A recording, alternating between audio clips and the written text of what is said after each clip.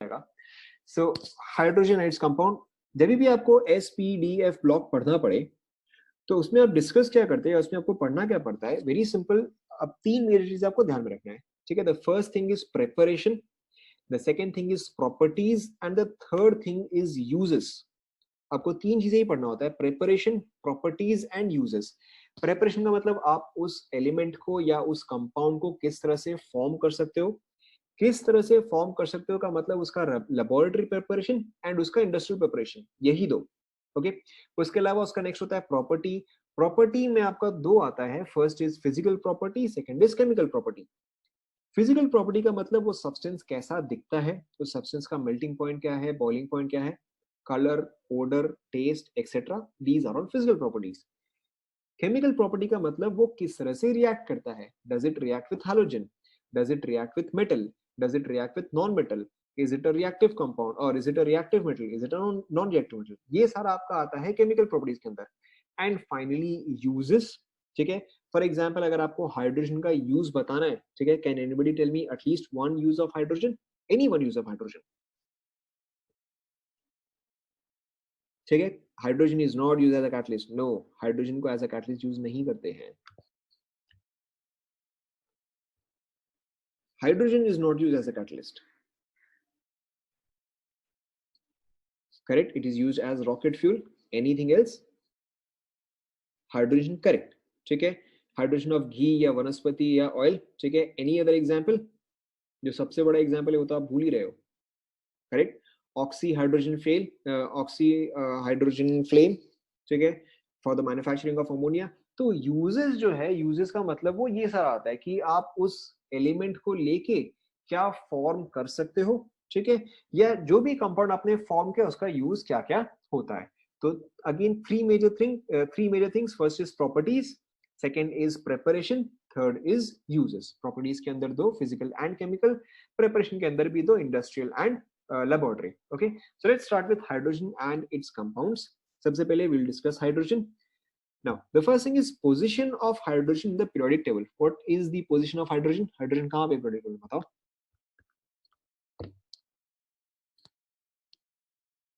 Hydrogen कहाँ पे होगा periodic table में? अरे चलो ठीक है, हम एक imaginary case लेते हैं. Let's take an imaginary case. Let's take an imaginary case कि आपके पास कोई भी एक एलिमेंट है x, मैं आपको एलिमेंट डिस्क्राइब करता हूँ, आप ट्राई करोगे कि अच्छा उसका पोजीशन क्या होना चाहिए। एक एलिमेंट x है, ठीक है, behaves as a metal, exist in +2 oxidation state, exist in +2 oxidation state and highly reactive. इसका ग्रुप कौन सा होना चाहिए, ठीक है। तो आप प्रॉपर्टी सुनते ही आपको समझ में आ जाएगा कि अच्छा ये प्रॉपर्टी जो है it is similar, these properties are similar to group 2 elements. तो आप इंस्टेंटली बताओगे कि अच्छा ठीक है, अगर एक रैंडम एलिमेंट एक्स है जिसका की प्रॉपर्टी ग्रुप 2 से मिलता है तो उसको ग्रुप 2 में होना चाहिए। समझ में आ रहा है सभी को? अच्छा चलो let's take one more example कि अनदर रैंडम एलिमेंट y, ठीक है, another random element y is a non metal, another random element y is a non metal. s block में होगा, p ब्लॉक में होगा, d ब्लॉक में होगा, f में होगा, किस में होगा?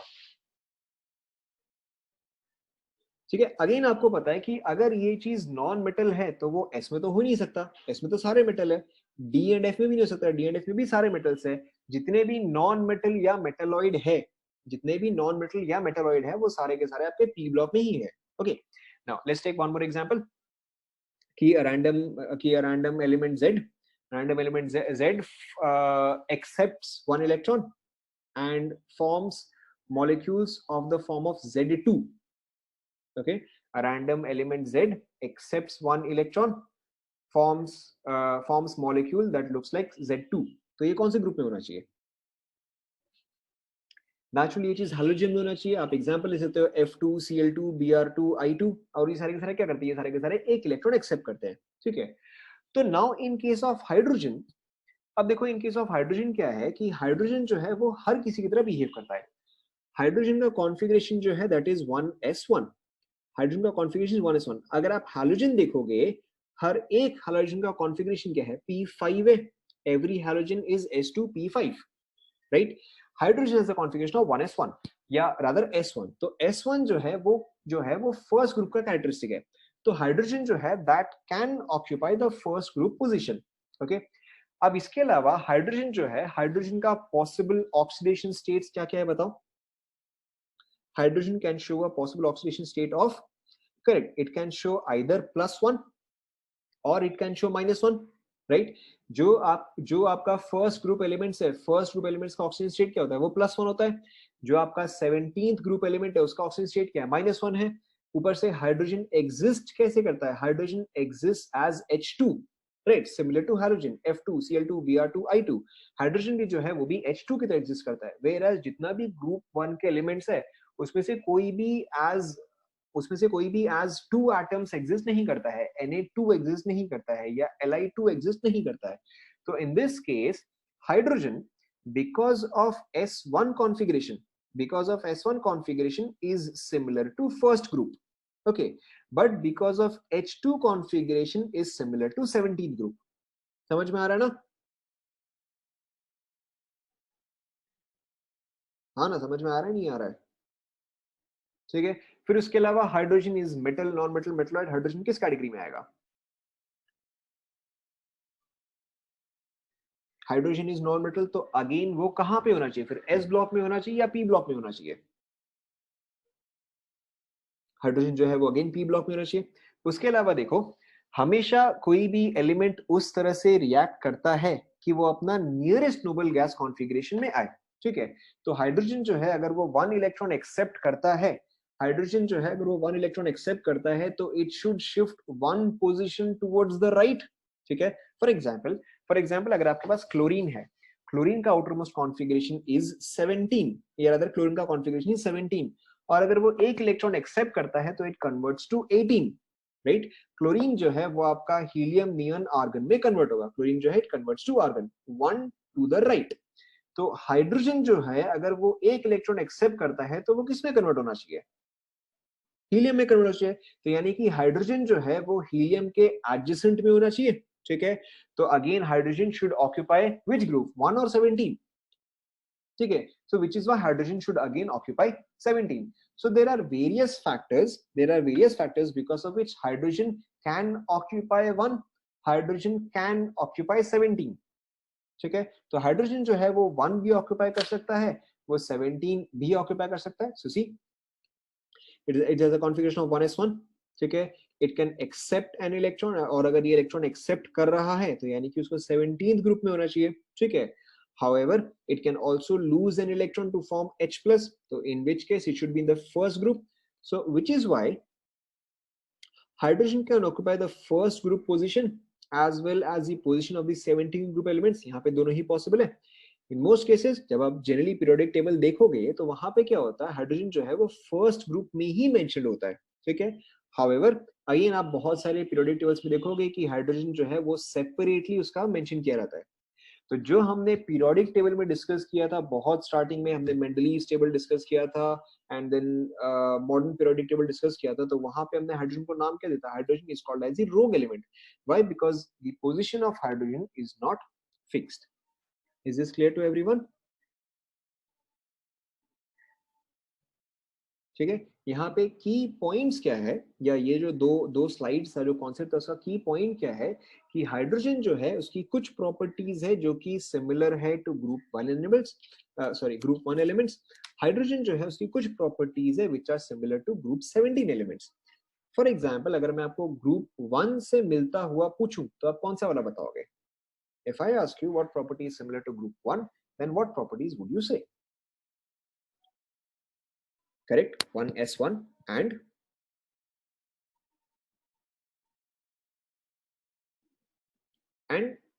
it loses electrons to form H plus. Correct.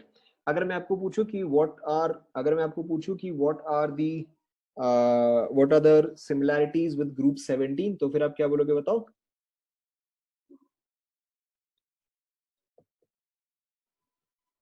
Correct, it's a non-metal, it is diatomic and it also gains electron. समझ में आना सभी को? Okay. So hydrogen can be placed in group 1 or in group 17. Typically it is placed in 1, but हो सकता है कि आप कई बार ऐसा देखो कि उसको अलग से mention किया गया. Okay. Now the next is again preparation properties and uses. Will discuss the easiest part first, will go with properties first. ठीक है, प्रॉपर्टीज का मतलब हमेशा होता है या तो फिजिकल प्रॉपर्टीज या तो केमिकल प्रॉपर्टीज, राइट। अगर सपोज करो फॉर एग्जांपल, अगर सपोज करो आपको पूछा रहा है कि वाटर, ठीक है, वाटर का फिजिकल प्रॉपर्टी, तो आप क्या क्या बोलोगे बताओ। If I ask you what is the physical property of water, तो आप क्या क्या बोलोगे? Correct, it is liquid. What else?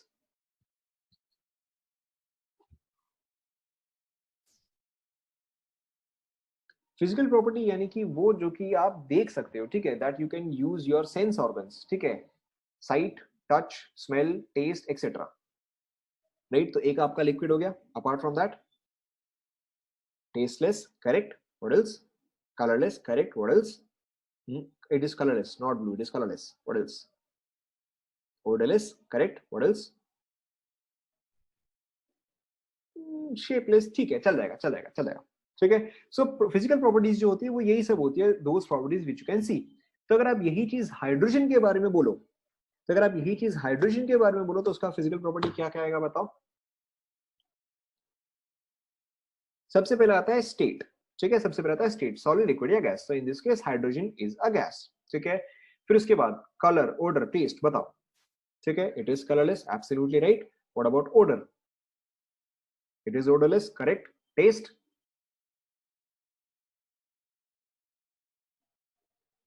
Tasteless ही होता है, ठीक है। So let's look at the properties.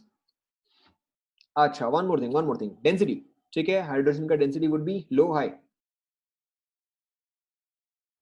ठीक है। चलो let's check. So what are the physical properties of hydrogen? सबसे पहले, it is a gas at normal temperature, okay, it is the lightest gas in the universe, it is colorless, odorless, tasteless, and it is highly inflammable, ठीक है। because it is the lightest gas in the universe, it was used in, ठीक है, इसके light होने की वजह से कहां पे यूज होता था बताओ। Correct, it was used in blips or in weather balloons, ठीक है। but why was it discontinued? Correct, because it is highly flammable, or because it is highly inflammable. So it is the lightest gas in the universe, but this is also highly inflammable. Okay. Apart from that, this melting point is 14 Kelvin and boiling point is 23 Kelvin. हो सकता है कि आप अलग-अलग books में slightly अलग data देखो, doesn't matter. आपको ओवरऑल इतना ही याद रखना है कि melting point is very low, boiling point is also very low. Okay.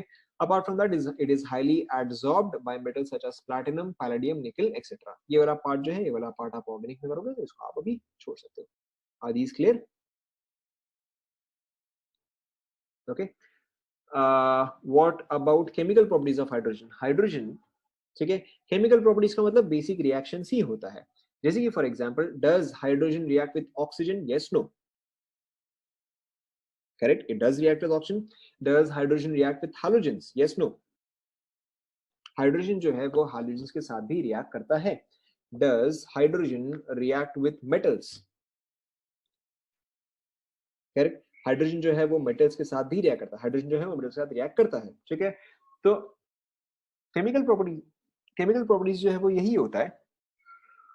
In chemical properties we discuss the type of chemical reaction that is shown by hydrogen. अच्छा, एक और चीज, hydrogen is a reducing agent. It is, आपको already पता है कि addition of hydrogen is reduction. Reaction with oxygen, it reacts with oxygen to form water. It reacts with hydrogen, यहाँ पे मैंने सिर्फ फ्लोरीन का ही एग्जांपल दिया है, but it also reacts with chlorine, bromine and iodine. जब आप ये बेसिक कवर कर लेते हो, फिर इसके अलावा आता है स्पेसिफिक रिएक्शन, जैसे कि फॉर एग्जांपल हाइड्रोजन जो है वो कार्बन के साथ रिएक्ट करता है and it forms a wide variety of hydrocarbons. या एटलीस्ट ऑर्गेनिक केमिस्ट्री में just about every compound contains hydrogen. So hydrogen reacts with carbon to form a wide range of organic compounds. Hydrogen reacts with highly electropositive elements. Hydrogen reacts with highly electropositive element to form hydrides, ठीक है, ये sentence आपको याद रखना है। Apart from that, hydrogen जो है वो और भी नॉन के साथ रिएक्ट करता है। For example, if it reacts with sulphur, what will it form? Correct, H2S. If it reacts with phosphorus, what will it form?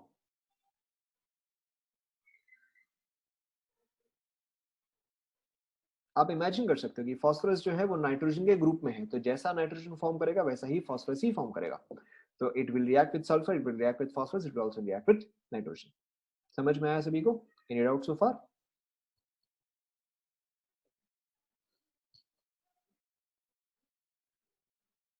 Any doubts? नहीं, ठीक है। तो this was about properties. This was properties. Next is preparation. How can you prepare hydrogen? बताओ, आपने at least laboratory preparation of hydrogen definitely पढ़ा है। बताओ कैसे प्रिपेयर होता है लेबोरेटरी में?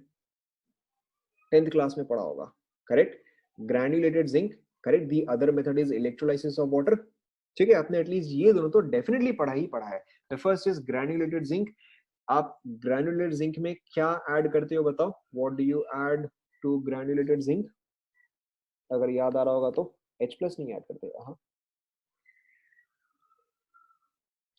ग्रैन्युलेटेड जिंक में आप ऐड करते हो या तो डाइल्यूट HCl या तो आप ऐड करते हो डाइल्यूट H2SO4। ध्यान में आ रहा है? ठीक है, you do not add dilute nitric acid. ध्यान आ रहा है? नहीं आ रहा है? ठीक है, हम नाइट्रिक एसिड क्यों ऐड नहीं करते थे? Why is nitric acid not used?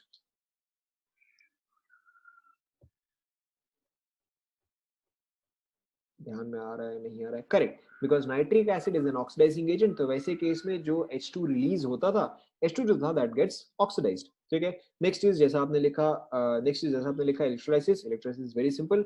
H2O when spark, ठीक है, जब आप H2O में करंट पास करते हो या इलेक्ट्रिक आर्क पास करते हो, जब आप स्पार्क पास करते हो, तो in that case it splits into H2 and O2. ठीक है, let's check the methods. So the first method is laboratory preparation, that is zinc granules. Zinc granules के केस में आप यूज करते हो जिंक प्लस डाइल्यूट H2SO4। यहाँ पे मैंने H2SO4 लिखा है, बट यहाँ पे इंस्टेड आप HCl भी यूज कर सकते हो। what you cannot use is HNO3. okay, so it forms ZnSO4 plus H2. apart from that, zinc जो है, जिंक तो एल्कली के साथ भी रिएक्ट करता है, तो zinc reacts with NaOH to give you Na2ZnO2 plus hydrogen. Next is electrolysis of water, ये भी आपको आता है। ठीक है, उसके अलावा अब ये तीन प्रोसेस आपको ध्यान में रखने हैं। First is Lane's process. Lane's process में क्या होता है कि आयरन, अच्छा ये बताओ, is iron a highly reactive element, non reactive element या moderately reactive element? Iron highly, moderately, non reactive, कौन सा आएगा? करेक्ट, आयरन जो है वो मॉडरेटली रिएक्टिव एलिमेंट आता है। तो जब भी आपके पास एक एलिमेंट है, आप वाटर का स्टेट कैसे डिसाइड करोगे? जैसे कि फॉर एग्जांपल, अगर आपके पास है potassium, potassium is highly moderate और नॉन रिएक्टिव, क्या आएगा बताओ? Correct, potassium is highly reactive. तो जब आपका हाईली रिएक्टिव होता है, उस केस में आप यूज करते हो कोल्ड वाटर। आपको ध्यान में रखना है, whenever it is highly reactive, in that case you use cold water.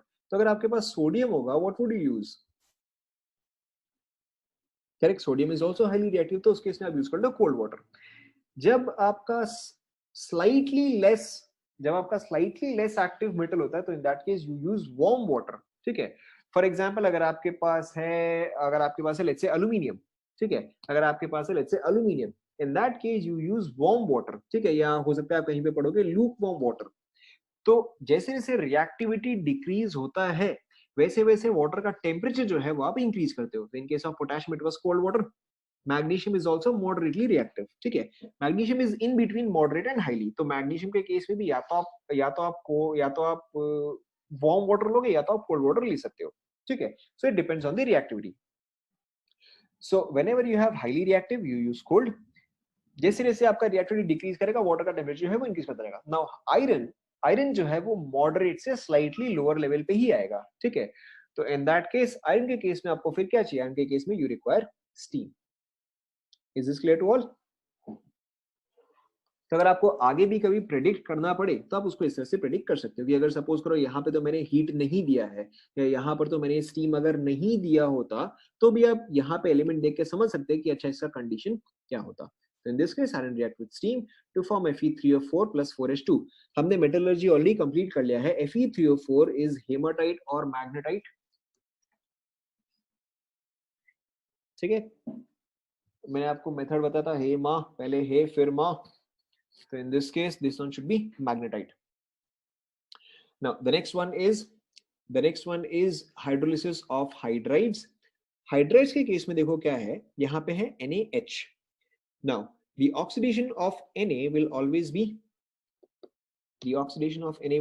correct. The oxidation of group 1 elements is always +1. तो अगर Na +1 है, तो यहाँ पे H क्या होगा? यहाँ पे H होना चाहिए फिर करेक्ट। यहाँ पे H जो है वो -1 है, ठीक है। तो एक H जो है वो यहाँ से निकलता है, दूसरा H जो है वो यहाँ से निकलता है, ठीक है। सो Na is left with OH, यहाँ पे 2 H है, तो एक H जो है वो इस H के साथ कंबाइन करता है and it forms H2, and OH जो है it reacts with Na to form NaOH, ठीक है। So this is hydrolysis of hydrides. The next one is Bosch process. Bosch process के केस में आप क्या करते हो, आपके पास यहाँ पे एक हाइड्रोकार्बन है, यू हैव अ हाइड्रोकार्बन, ठीक है। You add water and catalyst and you heat it to very high temperature, it forms carbon monoxide and hydrogen.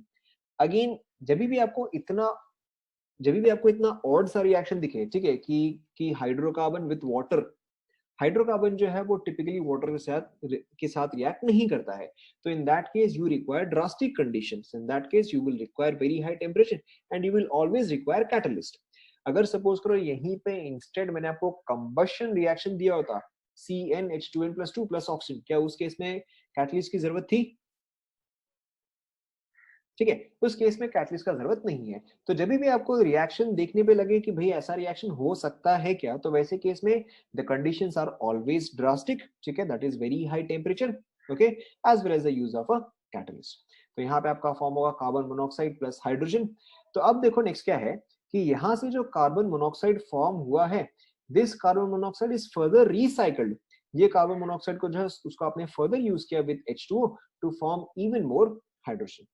Is this clear? तो हाइड्रोजन जो है वो आपके पास दो सोर्स से आ रहा है, from the first reaction as well as from the second reaction. आपको ये सारे प्रोसेस जो है वो याद रखने हैं। Lane's process, Bosch process are very very common processes, जिसमें हमेशा क्वेश्चन आता ही आता है, ठीक है। इन जनरल इसमें से जो है वो मैच द फॉलोइंग टाइप आ जाएगा कि आपको कॉलम 1 में ये सारे नाम दे दिया, lens process, Bosch process, column 2 में आपको दे दिया कि ये वाला प्रोसेस दे दिया एंड ये वाला दे दिया, you have to match it, okay. तो आपको ऐसे केस में रिएक्शंस एंड देयर नेम्स याद रखना है, आपको कंडीशन याद रखने की जरूरत नहीं है। For example you do not have to remember कि यहाँ पे टेम्परेचर जो है वो 1200 है, ये आपको याद रखने की जरूरत नहीं। So far so good, okay. Moving on, different forms of hydrogen. आपने एटलीस्ट नेसेंट हाइड्रोजन तो सुना है, हजार बार सुना है। नेसेंट ऑक्सीजन सुना है, ठीक है। What is nascent hydrogen? आप बिना पढ़े भी बता ही सकते हो व्हाट इज नेसेंट हाइड्रोजन।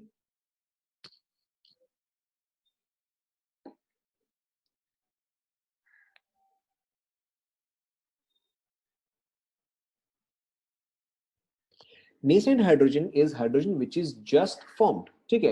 आप उसको कई बार न्यूली बॉर्न बोलते हो या न्यूली फॉर्म्ड बोलते हो। So nascent hydrogen is hydrogen that is newly born और just formed, okay. Apart from that, nascent hydrogen का कैरेक्टरिस्टिक क्या है कि it is highly reactive and it is a stronger reducing agent than ordinary hydrogen.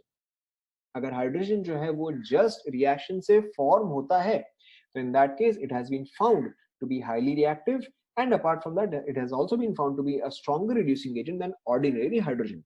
Ordinary hydrogen का मतलब यहाँ पे H2 है, okay, it is a stronger reducing agent than H2.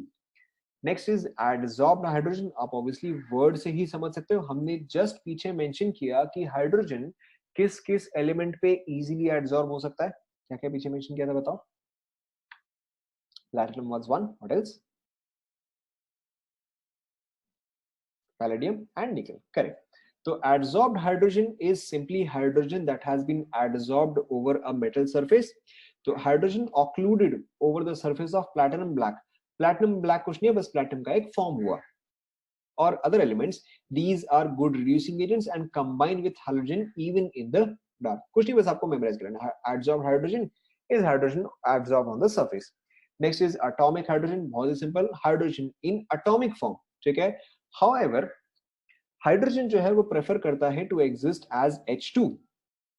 तो अगर आपको एटॉमिक हाइड्रोजन चाहिए, तो यानी कि आपको इस H एंड दूसरे H के बीच का बॉन्ड जो है वो आपको ब्रेक करना पड़ेगा। तो to break that bond you do two things. First is you pass an electric arc and the second thing is you provide very high temperature. हो सकता है कि अगर आप कभी बुक्स में देखो तो आपको वहां पे टेम्परेचर जो है वो क्लोज टू 2000 डिग्री सेल्सियस दे, कुछ नहीं, just remember it. So atomic hydrogen is hydrogen in atomic form. How do you make atomic hydrogen? आप normal hydrogen लेते हो या you take H2, pass electricity through it, ठीक है, keeping a very high temperature of close to 2000 degrees Celsius, and you form atomic hydrogen. Typically आप ऐसी चीजों में कंपैरिजन नहीं करते हो। Nascent hydrogen and atomic hydrogen जो है वो उसका वो डिफरेंट किस तरह से है, जहां पे आपका एटॉमिक हाइड्रोजन जो है, जैसे कि आपने बोर्स मॉडल में किया था, बोर्स मॉडल में आपने क्या किया था कि जो इलेक्ट्रॉन है वो एक्साइटेड स्टेट में जा सकता है, राइट? तो एटॉमिक हाइड्रोजन के केस में क्या होता है, the hydrogen is in an excited state, कि उसका इलेक्ट्रॉन जो है वो नेसेसरीली 1s में नहीं है, हो सकता है कि वो 2s में हो सकता है कि वो 2p में हो सकता है कि वो 3s में हो। So it is an excited state of hydrogen. And again ये चीज भी आपको ऑलरेडी पता है कि the excited state does not last for very long, it last for a maximum of atomic state. अगर आपने रिवाइज किया होगा तो ध्यान में होगा, an electron can stay in an excited state for a maximum of, correct, 10 to the power minus 8 seconds। तो atomic hydrogen जो है हालांकि वो एक एक्साइटेड स्टेट होगा, but even then that is highly unstable और highly reactive and will very soon come down to normal state. Okay, तो अब यहाँ पे typically nascent hydrogen and atomic hydrogen के बीच में कंपैरिजन नहीं करते हो। Now the next one is most important, ठीक है। The next one is ortho hydrogen and para hydrogen, ठीक है। ये वाला सबसे ज्यादा इंपॉर्टेंट, तो आप यहाँ पे ध्यान दो। तो hydrogen exist as H2, hydrogen exist as H2, यानी कि आपके एक हाइड्रोजन का एटम ये हुआ, दूसरा हाइड्रोजन का एटम ये हुआ, ठीक है। Now the difference between ortho hydrogen and para hydrogen is the spin off nucleus, spin off nucleus, electron नहीं न्यूक्लियस, राइट। तो when the spinning of the nucleus is in the same direction, ठीक है, यहाँ पे देखो nucleus का spin is clockwise, यहाँ पर भी न्यूक्लियस का स्पिन इज क्लॉकवाइज, तो यहाँ पे this is called as parallel spin और it is called as ortho hydrogen, ठीक है। और अगर आप दूसरे केस में देखोगे तो यहाँ पे इट इज क्लॉकवाइज बट यहाँ पे इट इज एंटी क्लॉकवाइज।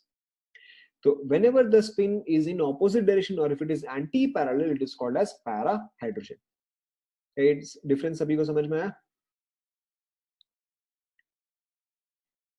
ठीक है। ऑर्थो एंड पैरा हाइड्रोजन में डिफरेंस जो है वो न्यूक्लियर स्पिन का होता है, yes yes, only difference off spin off nucleus, of nucleus. Electron का स्पिन जो है वो हमेशा डिफरेंट होगा, व्हाई? इलेक्ट्रॉन का स्पिन जो है वो हमेशा ऑपोजिट होगा, व्हाई? बताओ।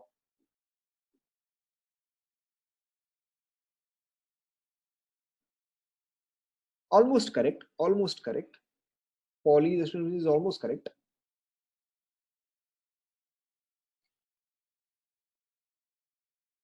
Almost correct. देखो, जब भी आप मॉलिक्यूल फॉर्म कर रहे हो, ये चीज जो है ये आपका एमओटी में आता है, अगर आपको ध्यान में आ रहा है, या आपका ये वैलेंस बॉन्ड थ्योरी में आएगा कि अगर दो ऑर्बिटल्स ओवरलैप कर रहे हैं तो उसके लिए कंडीशन क्या क्या होता था कि both the orbitals must have unpaired electrons, ध्यान में आ रहा है, and their spin must be, and their spin must be, right, their spin must be in opposite direction. तो यहाँ पर अगर ये दोनों एटम्स जो है वो कंबाइन कर रहे हैं तो उनका इलेक्ट्रॉन्स का स्पिन जो है they have to be in the opposite direction, ठीक है। हाउएवर न्यूक्लियर स्पिन का ऐसा कुछ भी नहीं है, if the nuclear spin is in the same direction it is ortho, if it is in the opposite direction it is para। is this clear? okay, and after that इसके कुछ characteristics है, ये आपको याद रखने क्योंकि इस पे questions आ ही जाते हैं। The atmosphere contains 75% ortho hydrogen and 25% para hydrogen, characteristics है, ये आपको याद रखने। yes, बता रहा हूँ, ठीक है। इसी में से ही जितना मैंने लिखा है 4-5 पॉइंट उसी में से ही आता है। Ortho form is more stable than para, ठीक है। however even though the ortho form is more stable, still 100% ortho form has never been isolated, ठीक है। अगर सपोज करो मैं आपको बताता हूं कि between A and B A is more stable, between A and B A is more stable, तो ज्यादा परसेंटेज में क्या होना चाहिए, A होना चाहिए या B होना चाहिए? ऑब्वियसली ए होना चाहिए। जो चीज ज्यादा स्टेबल है वो ज्यादा देर तक रहेगा, या जो चीज ज्यादा स्टेबल है वो ज्यादा एग्जिस्ट करेगा। हाउएवर, ठीक है, ortho is more stable than para, ortho is more stable than para, even the ortho form is more stable, still 100% ortho has never been isolated, ठीक है। However 100% para has been isolated, कि para जो है वो 100% हो सकता है but ortho जो है वो कभी भी 100% नहीं पाया गया है। Very very important question. आपको घुमा के क्या बोलता है कि which form of hydrogen can be isolated 100%। तो in that case you have to remember it is the para form, it is not the ortho form. ठीक है, आप इसको ऐसे याद रख सकते हो, परसेंट पैरा। ठीक है, now the next thing is at room temperature ortho and para are 3:1। ठीक है, यानी कि ऑर्थो जो है वो 75% है, लेकिन ऑर्थो का परसेंटेज कभी भी 75 के ऊपर नहीं जाता है। Ortho is always between 0 to 75 at low temperature. At low temperature, even though ortho is more stable, still then at low temperature the form of para increases. ठीक है, apart from that ortho and para have a spin of 1 and 0 respectively। बहुत ही simple सा है, देखो एक spin का value कितना होता है? जब आप एटॉमिक स्ट्रक्चर में स्पिन का वैल्यू लिखते थे तो आप स्पिन का वैल्यू क्या लिखते थे? हाफ लिखते थे। ठीक है, तो यहाँ पे दोनों हाफ जो है वो सेम डायरेक्शन में है, यहाँ पे दोनों स्पिन जो है वो सेम डायरेक्शन में, तो here the value of spin gets added up, so half and half make it 1। But यहाँ पे स्पिन जो है वो ऑपोजिट डायरेक्शन में है, तो इसलिए यहाँ पे स्पिन जो है वो कैंसल हो जाता है। तो in case of ortho the value of spin is 1, whereas in case of para the value of spin is 0। ठीक है,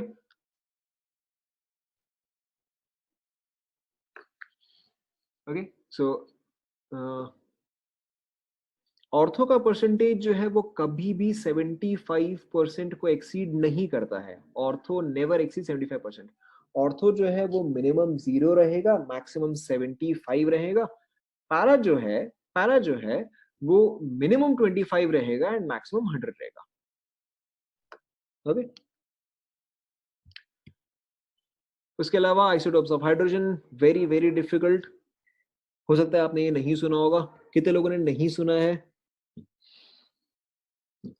सबने सुना है? ठीक है, सभी ने सुना है। हाइड्रोजन का normal isotope is protium, the second is deuterium, the third is tritium. इसमें से कौन सा रेडियो एक्टिव होता है? ठीक है, इसमें आपको ध्यान में रखना है only tritium is radio active. ठीक है, कई बार घुमा के क्वेश्चन आ जाता है, तो only tritium is radioactive, protium and deuterium are not radioactive. Okay, so the isotopes of hydrogen are protium, deuterium and tritium.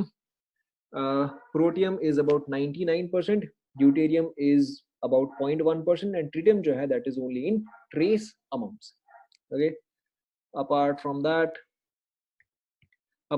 compounds of hydrogen जो कि हमें डिस्कस करना है, वाटर, हेवी वाटर, हाइड्राइड्स जो कि just हमने पीछे देखा, एंड हाइड्रोजन पेरोक्साइड। सबसे पहले what is heavy water used for? हो सकता है आपने जीके में पढ़ा होगा, 10th में पढ़ा होगा, correct? Heavy water is used as a, जो टेक्निकल वर्ड क्या है? Correct, it is used as a coolant. Apart from that,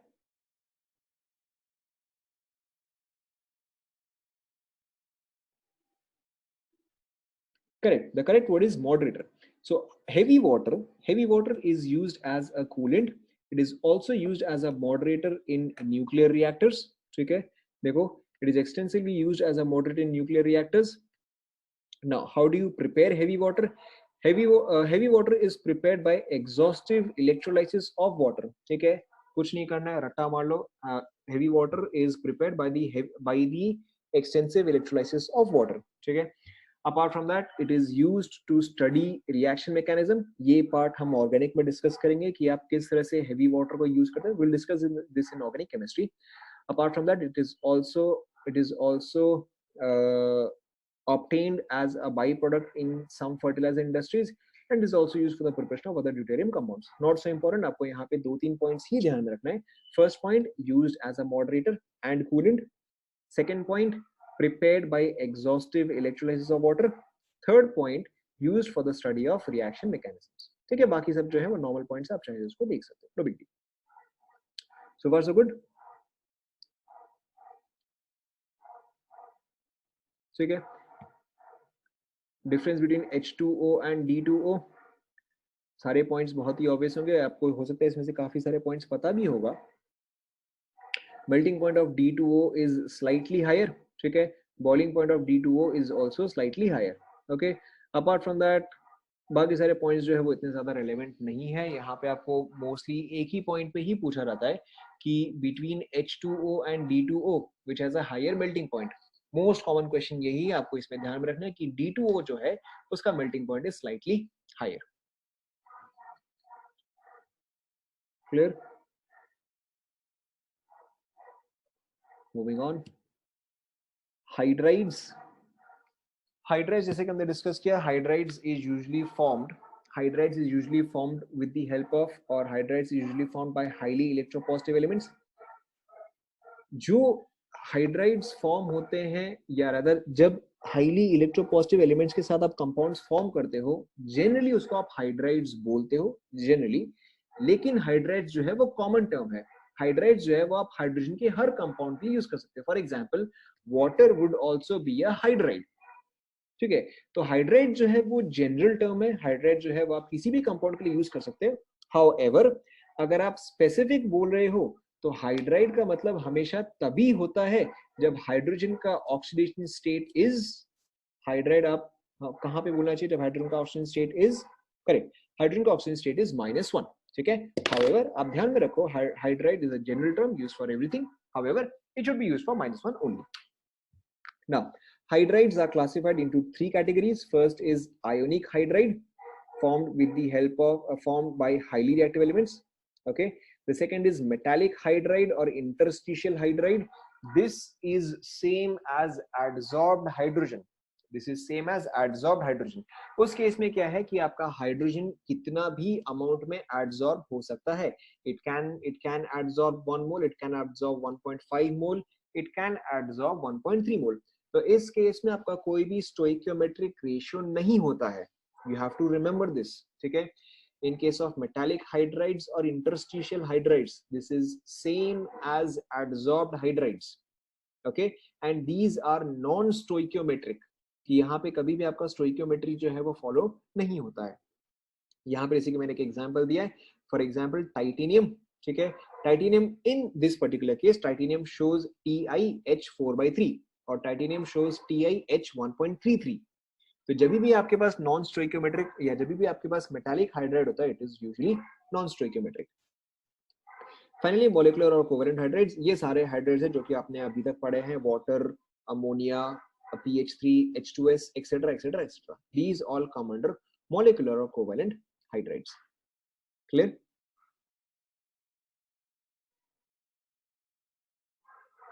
ठीक है, इसके आगे जो है हम, चलो हम ये वाला पार्ट कंप्लीट कर लेते हैं. फिजिकल प्रॉपर्टीज ऑफ वाटर, आप बताओ. फिजिकल प्रॉपर्टीज ऑफ वाटर, चलो इसको खत्म कर ही लेते हैं. Liquid, correct. What else? Colourless, correct. What else? odorless, go on. tasteless, correct. Shapeless, सही है. ठीक है, मेल्टिंग पॉइंट बहुत difficult. Melting point 273 kelvin. Boiling point 373 kelvin या 100 डिग्री सेल्सियस. ठीक है, apart from that what about solubility? Correct. High density, very high density at what temperature? 4 degree Celsius. Water has a property called as, जो ice form होता है aquatic species safe रहती है, that is because of, correct, anomalous expansion of water, right? Between 0 to 4 अगर आप temperature change कर रहे हो from 0 degree Celsius to 4 degree Celsius, does water contract or expand? वापस सोचो, फ्रॉम 0 टू 4, 0 टू 4 में वाटर जो है वो कॉन्ट्रैक्ट करता है. ठीक है, from 0 to 4 water contracts, above 4 water expands. This is called as anomalous contraction of this is called as anomalous expansion of water. Okay, apart from that, ठीक है, what about its chemical properties? बताओ. Acid, base, neutral, chemical properties. Neutral, ठीक है. Does it react with metals? Does it react with metals? ठीक है, it generally reacts with metals. ठीक है, generally reacts with highly reactive metals and moderately reactive metals. What will it form on reacting with metals?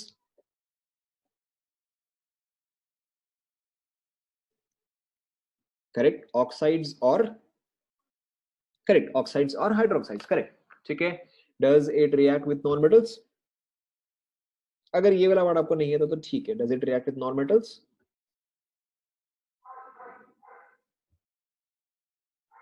अगर किसी ने P block पलटाया होगा तब जाके आएगा, ठीक है। It reacts with non metals. For example अगर आप क्लोरीन डिसॉल्व करते हो in water, if you dissolve chlorine in water it will form hypochlorous acid HOCl, ठीक है। अगर आपने पी ब्लॉक, ठीक है, आपने अभी तक पी ब्लॉक नहीं पढ़ा है, no big deal.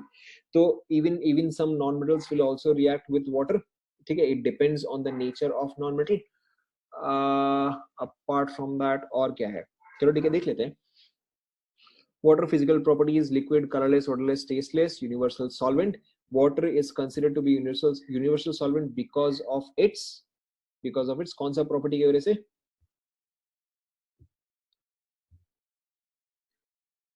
Water, correct term क्या है?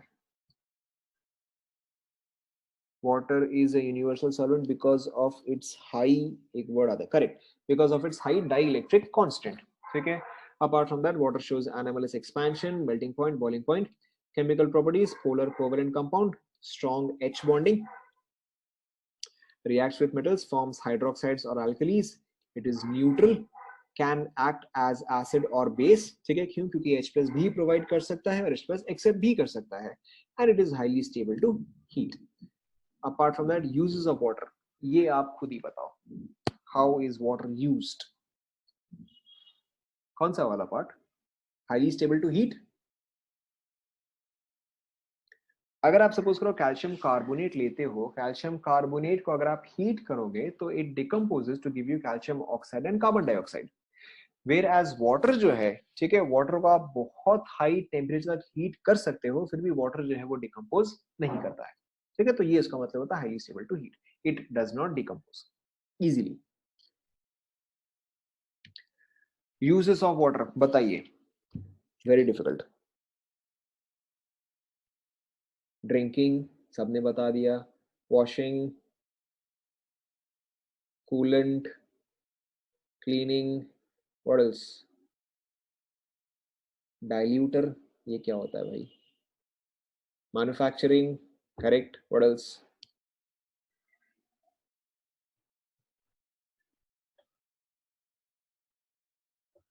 ठीक है, it is used as a solvent, it is used in dye industry,